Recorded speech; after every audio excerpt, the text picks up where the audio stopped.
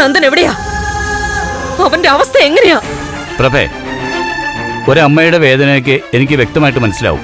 ഹരിയേട്ടാ, എനിക്ക് സാഹിത്യം ഒന്നും കേക്കണ്ട. വ്യക്തമായ ഉത്തരം വേണം. ഒഴിഞ്ഞു മാറാൻ ഞാൻ സമ്മതിക്കില്ല.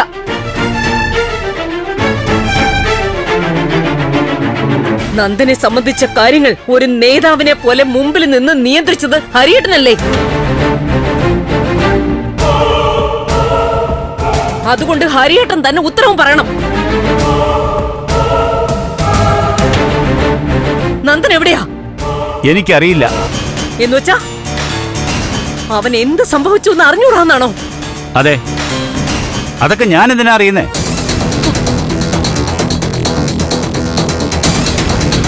അവന്റെ ജീവനും ആപത്ത് വന്നിട്ടുണ്ടോ എന്ന് അറിയില്ല എന്നാണോ? അതെ, ഇല്ലെന്ന് പറഞ്ഞില്ലേ? എന്റെ മുഖത്ത് നോക്കി ഈ രീതിയിൽ സംസാരിക്കാൻ ഹരിയേട്ടന് എങ്ങനെ ധൈര്യം വന്നു? എന്നെ കളിയാക്കാണോ അതോ അവഹേളിക്കാണോ? കളിയാക്കിയതുമല്ല, അവഹേളിച്ചതുമല്ല. ചില കാര്യങ്ങൾ പറഞ്ഞ് മനസ്സിലാക്കി തരികയാണ്. പ്രഭയെ ആശ്വസിപ്പിക്കാൻ വേണ്ടിയും ഒരു ധൈര്യം തരാൻ വേണ്ടിയും സിദ്ധുവും ദേവിയും ഒക്കെ എല്ലാം ശരിയാവും, നന്ദൻ മടങ്ങി വരും എന്നൊക്കെ പറയുന്നത് പ്രഭയെ ഒരു ആരോപണമാക്കി മാറ്റുകയാണ്. അപ്പോ പിന്നെ നന്ദൻ കുഴപ്പത്തിലാണെന്നും കാര്യങ്ങൾ പ്രശ്നത്തിലാണെന്നും പറയാം. അപ്പൊ തീർന്നല്ലോ.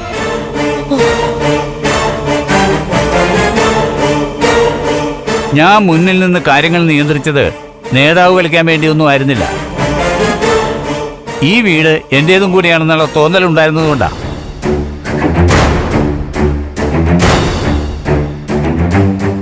പ്രഭേ, എനിക്ക് എന്റെ കാര്യം നോക്കി വീട്ടിൽ നിന്നാ മതിയായിരുന്നല്ലോ. ഇടയ്ക്ക് നന്ദന്റെ കാര്യം എന്തായി, കഷ്ടമാണല്ലോ എന്നൊക്കെ ഔപചാരികമായി നിങ്ങളോട് ചോദിച്ച് നിങ്ങളുടെ വിഷമത്തിൽ പങ്കുകൊണ്ട് ഒരു മര്യാദരാമനായി എനിക്ക് എന്റെ വീട്ടിൽ നിന്നാ പോരായിരുന്നോ?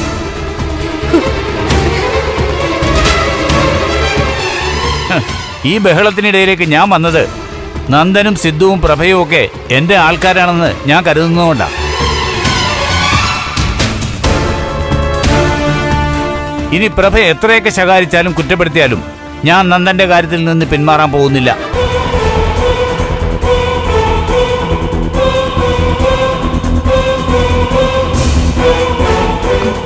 അങ്കിൾ, അമ്മ സങ്കടം കൊണ്ട് പറഞ്ഞതാ.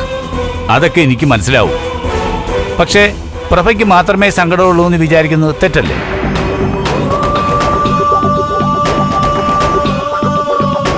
ദേവിക്കും സിദ്ധുവിനും സങ്കടമൊന്നുമില്ലേ? പുറത്ത് കാണിക്കുന്ന സങ്കടങ്ങൾ മാത്രമേ നേരുള്ളൂ എന്ന് ആരും വിചാരിക്കരുത്.